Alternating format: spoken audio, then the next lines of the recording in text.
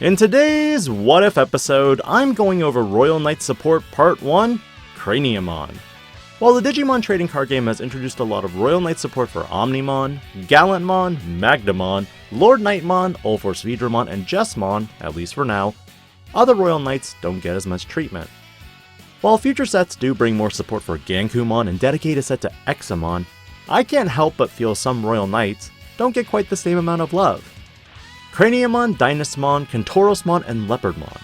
For each Royal Knight listed, I'll cover cards that would greatly improve consistency for them as a solo deck rather than relying on memory boosts or some other gimmick. And for the first episode, I'm going over Craniamon support that could honestly be used with Hi-Andromon as well. As always, if you enjoy these types of videos, do consider liking this video, subscribing to the channel, and hitting that notification bell for more future content. With my last episode covering burst modes, to continue the theme of Data Squad, the Royal Knights played their own role. Craniamon was first introduced in Special Booster 1.5 as a potential super rare from your box. This Digimon has Blocker and the amazing ability that prevents your Digimon with Blocker from being deleted by opponents' card effects. Do keep in mind though that DP depletion and bounce were the only ways to get around this guy. But for such an amazing card and being the ultimate wall in Digimon, this card was teched in maybe a few decks before being tucked away into collections. In my research across all the Royal Knights, the 4 I listed at the beginning of this video have no form of support that search for them or add components related to their Digivolution lines. For example, Omnimon decks have Agumon and Gabumon that can add a Hagurumon or Greymon and or an Omnimon to hand. Jessmon has Huckmon that does everything.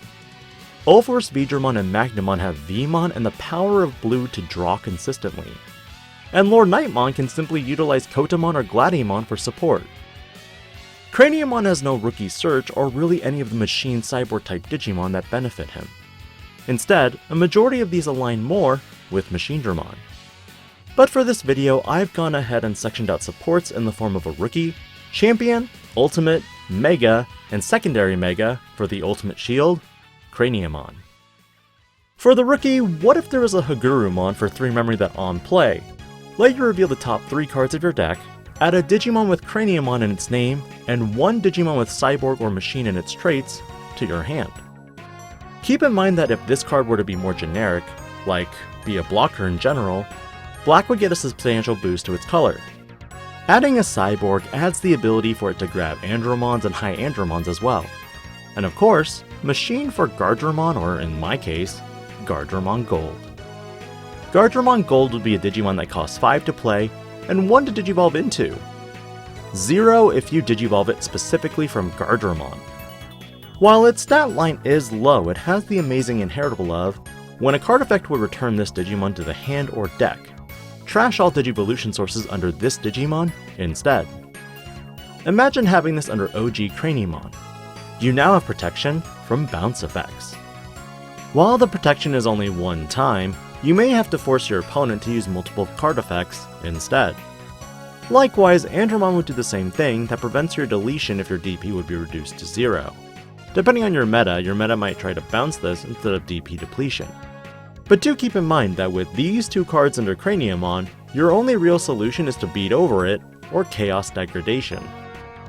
Hi-Andromon gives some more flexibility with your Mega lineup by having Blocker and Reboot. However, its stat line is more on par with that of Wargreymon Black.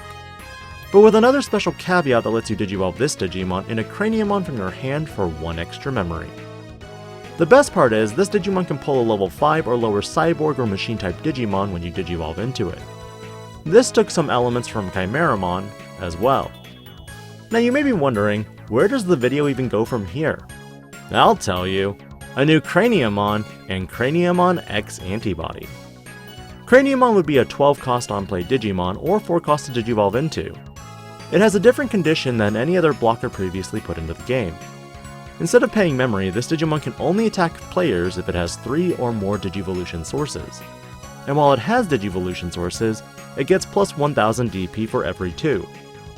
But the main kicker is this Craniamon doesn't even have Blocker. Rather, an effect that we in North America have only been introduced to recently. Magdamon X has the amazing ability to redirect attacks at it without limit. With Craniamon, I watered down this effect by forcing you to trash a Digivolution source every time you redirect an attack into Craniamon. Because Black has the capability to DP buff, even on an opponent's turn, or maybe other future card effects, I needed to debuff this, even slightly. But when it comes to Craniamon X-Antibody, well, there was a lot to consider. First, who doesn't like the idea of a dual-colored Royal Knight?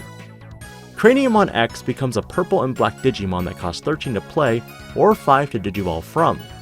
In addition, it has a 12,000 DP stat line, and costs 2 to Digivolve into from Craniamon. When Digivolving, if this Digimon has X-Antibody or Craniamon underneath it, select one Digimon for every 2 Digivolution sources. Those Digimon must attack this Digimon next turn, even if it's unsuspended. Did I mention this Digimon has Blocker and Retaliation? The two is a very potent combination that can be annoying to get around. Here's the bright side though. End of attack when this Digimon does battle, you have to trash a Digivolution source from it. Mechanics wise, I think Craniamon needs more support than it already has.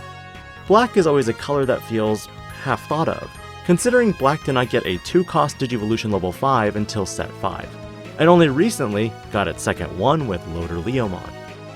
For some reason, I feel Bandai fears that if they give Black too many toys, it will become too popular. In general, what are your thoughts on potential Craniamon support for this video? Would you like to see me add more to this video with combos and how cards would interact with present cards in the card game? Let me know in the comments below. And check back for my next episode, featuring Leopardmon. This is Digi-Panda, logging out.